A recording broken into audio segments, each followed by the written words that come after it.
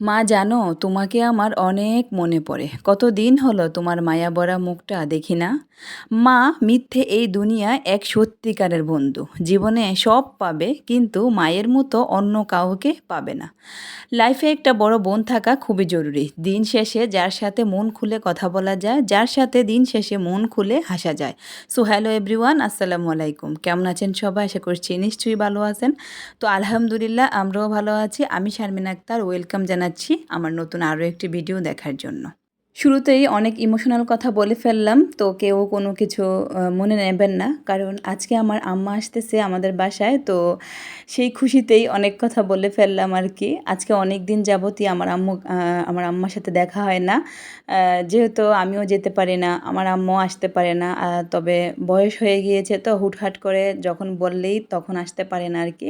তো এই তো অনেক বলে সলে বুঝিয়ে নিয়ে আসা হচ্ছে। তো এই আর কি। তো সবাই আমার আম্মার জন্য দোয়া করবেন, আল্লাহ পাক যেন হায়াতে তাইয়্যিবা দান করে, আমিন।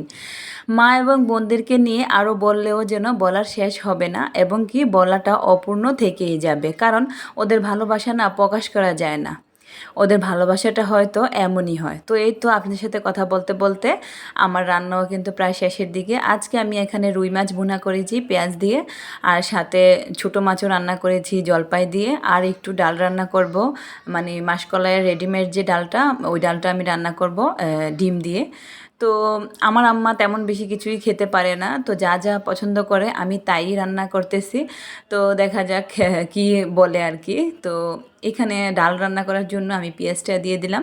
তো পেঁয়াজটা দিয়ে এখন আদা রসুন বাটা দিলাম, মশলাটাকে খুব ভালো করে কষিয়ে দেন আমি আগে থেকে যে ডালটা ঠান্ডা পানি দিয়ে গুলিয়ে রেখেছি, তো সেই ডালটা আমি এখানে এখন দিয়ে দেবো।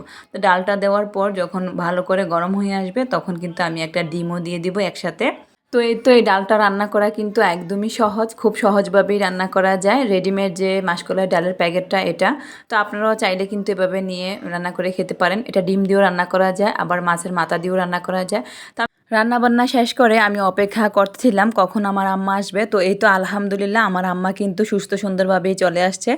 তো সাথে অনেকগুলো ভালোবাসাও নিয়ে আসছে। এই পিঠাগুলো আমার আপা অনেক কষ্ট করে বানিয়ে দিয়েছে। পিঠাগুলো দেখতে যেমন সুন্দর হয়েছে, খেতেও কিন্তু অনেক অনেক মজা হয়েছিল। তো অনেক অনেক ধন্যবাদ আপু তোমাকে এত কষ্ট করে পিঠাগুলো বানিয়ে দেওয়ার জন্য। সাথে আমার আম্মা কিছু বাদামও নিয়ে আসছে, এগুলো আমাদের দেশের বাদাম। বাদামগুলো খেতেও কিন্তু অনেক অনেক মজা। তো এই তো এখানে কিছু চানাচুরও দিয়ে দিয়েছে। এই চানাচুরটা কিন্তু খোলা, তারপরও না খেতে অনেক ভালো লাগে। তো আপা যখনই কেউ আসে না কেন শুনলেই এই চানাচুরটাও কিনে দেয়। তো এখানে কিন্তু প্যাকেটের অনেক চানাচুর পাওয়া যায়, তবে এই চানাচুরটা আমাদের বাসার সবারই অনেক পছন্দ।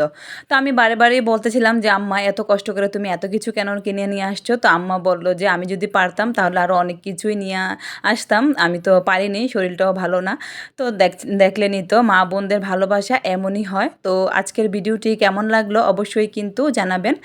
আর যারা যারা ভিডিওটি দেখেছেন তাদেরকে অসংখ্য ধন্যবাদ। তো ভালো থাকবেন সবাই। আল্লাহ হাফেজ, আসসালামু আলাইকুম।